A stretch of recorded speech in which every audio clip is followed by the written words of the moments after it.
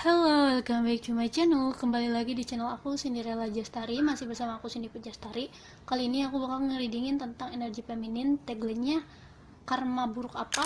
Oh, ketika ngomongin karma buruk langsung semuanya pada ketebak angin ya. Karma buruk apa yang akan terjadi padamu? Pada feminin maksudnya. Oke, maaf sebelumnya mungkin udah lama bagi kalian yang sering lihat channel aku, mungkin udah lama nggak lihat, soalnya aku udah lama juga nggak ngepost karena berbagai hal. Pertama, awalnya kerjaan juga mungkin lagi padat-padatnya, dan setelah ketika pandemi corona ini tiba-tiba aku ada masalah besar dan sakit yang cukup apa ya, ya kalau disebut parah ya lumayan, cuma ya itu makanya aku gimana ya, kayak ngeprotek dulu diri supaya ya udah kelarin dulu masalah gue, nanti gue baru bisa ngelarin masalah orang. Jadi sebelum isu-isu yang ada di dalam diri aku keluar, aku harus diam dulu nih, aku harus introspeksi dulu gimana caranya supaya aku bisa sembuh dulu, sembuh lahir batinnya, baru aku bisa membenahi orang lain kayak gitu. Bukan membenahi sih, lebih mengarahkan, memberi gambaran atau menunjukkan pola. Karena kalau misalkan membenahi, aku sendiri juga masih dalam proses pembenahan. Oke, di sini ada the Star, the Tower, Justice, sorry tadi kebalik ya ini. Ada Queen of Pentacles and Ten of Cups. Karma buruk apa yang akan terjadi pada feminin?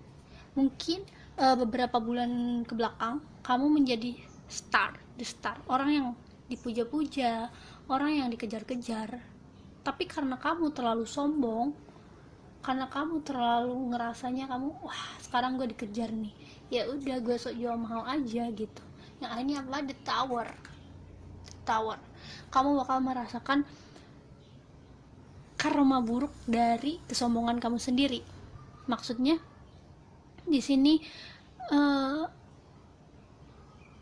gimana ya, intinya gini, kamu kemarin nggak usah dikejar-kejar, dan harusnya kamu mikir orang yang ngejar-ngejar kamu itu pastikan ada titik jenuhnya gitu. Dan ketika orang itu udah jenuh, orang itu udah muak sama kamu, dia bakal ninggalin kamu. Bahkan ini menjadi bumerang bagi diri kamu, dimana kamu yang awalnya jadi the star, orang yang selalu diperhatikan, tiba-tiba kamu ditinggalin gitu aja. Dan itu akan menjadi sebuah keadaan dimana kamu ngerasa boring. Yes.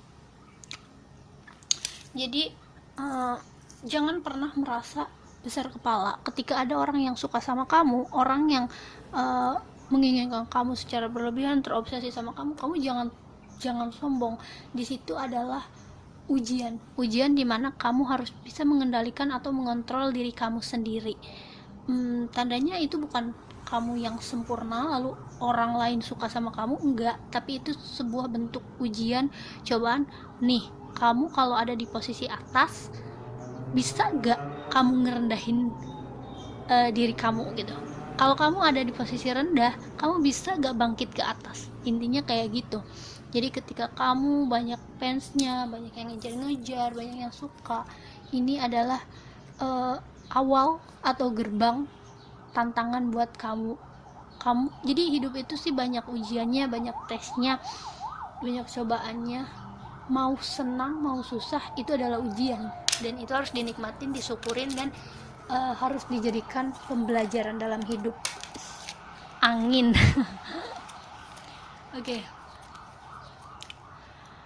Justice ini adalah pola keseimbangan, dimana the tower ini menghancurkan yang tadi. The tower yang tadi itu menghancurkan pola pikir kamu ngerasa boring, kamu ngerasa jenuh, pengen uring-uringan, kamu ngerasa hidup ini nggak adil, kamu ngerasa kenapa ya kesenangan itu bertubi-tubi dan kesedihan itu datang bertubi-tubi. Di sini kamu harus mikir, justice harus seimbang, bahwa inilah kehidupan, inilah keadilan, dimana ada senang pasti ada susah. Satu masalah tapi banyak pembelajaran di dalamnya, banyak solusi yang alternatif gitu kan. Jadi jangan pernah berkecil hati ketika kamu mendapatkan karma buruk, karena itu adalah penebus kesalahan kamu atau penebus dosa kamu, sehingga kedepannya akan lebih ringan lagi hidupnya gitu, akan seimbang lagi, stabil lagi. Kemudian karma selanjutnya adalah kamu akan kehilangan banyak peluang rezeki, baik itu dari orang lain dalam bentuk kasih sayang ataupun dalam bentuk keuangan, harta. Jadi di sini kamu akan mendapatkan karma buruk, dimana karma buruk ini ada pengaruhnya terhadap rezeki finansial kamu, yang biasanya mungkin lancar-lancar aja, biasanya keuangan kamu adem ayem, nanti akan ada di mana masa sulit gitu. Masa sulit kamu ngerasa udah ditinggalin banyak orang yang kamu sayang, terus sebenarnya enggak semua meninggalin kamu, cuma kamu ngerasa sepi, bosan, gak punya teman, kamu ngerasa hidup ini gak adil, kamu sering uringan sendiri, terus intinya kenikmatan-kenikmatan yang ada di dalam diri kamu sementara ini akan dicabut oleh universe karena bentuk dari kesombongan kamu. Mungkin kemarin universe negur kamu, tapi kamu gak sadar-sadar. Harusnya kamu diberi kenikmatan, harusnya kamu bersyukur, bukan kamu menyombongkan diri, bukan kamu malah menjadi besar kepala. Dan intinya ada proses penyadaran di sini dan sekaligus disadarkan gitu. Kalau nggak gini nggak akan kelar-kelar gitu. Jadi ini udah saatnya kamu sadar, walaupun kesannya dipaksa ya, tapi mau gak mau harus sadar gitu, supaya kedepannya kamu lebih baik lagi. Kalau dibiarin nanti kamu malah tambah kacau gitu. Jadi dalam segi finansial, dalam urusan komunikasi sama orang juga itu berpengaruh.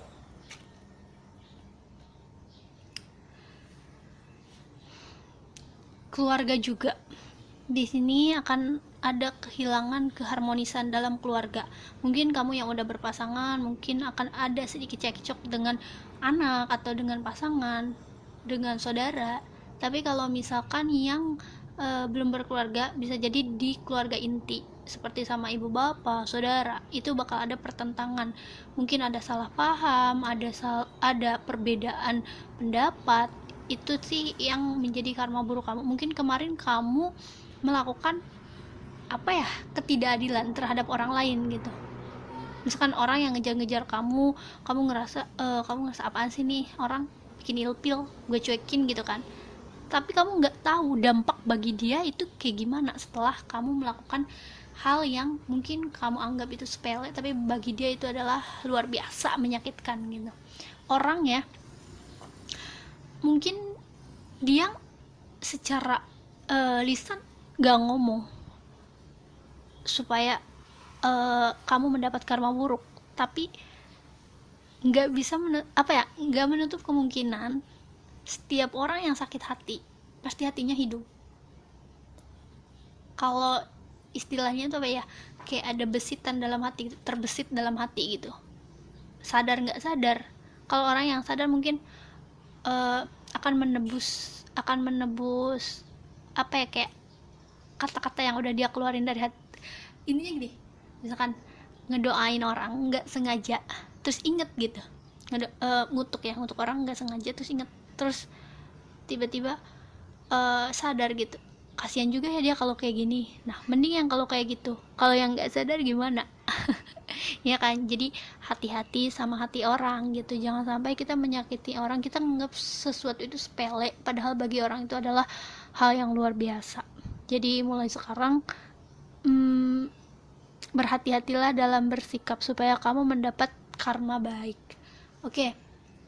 Dan apa yang akan terjadi setelah karma buruk ini kamu jalanin. Kalau lewatin kayak loncat-loncat ya, tapi ini lebih ke menjalani berarti menikmati sensasinya. Ada sebab pasti ada akibat, dan akibat itu harus dirasakan gitu, karena kamu kemarin udah membuat pola-pola sebabnya gitu. Jadi karma baik apa atau apa yang akan terjadi setelah kamu melewati karma buruk ini bisa di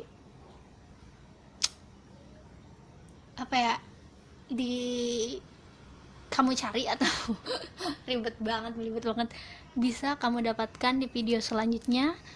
Personal reading ke aku di 089605549314. Oke, see you next time, see you next video, bye.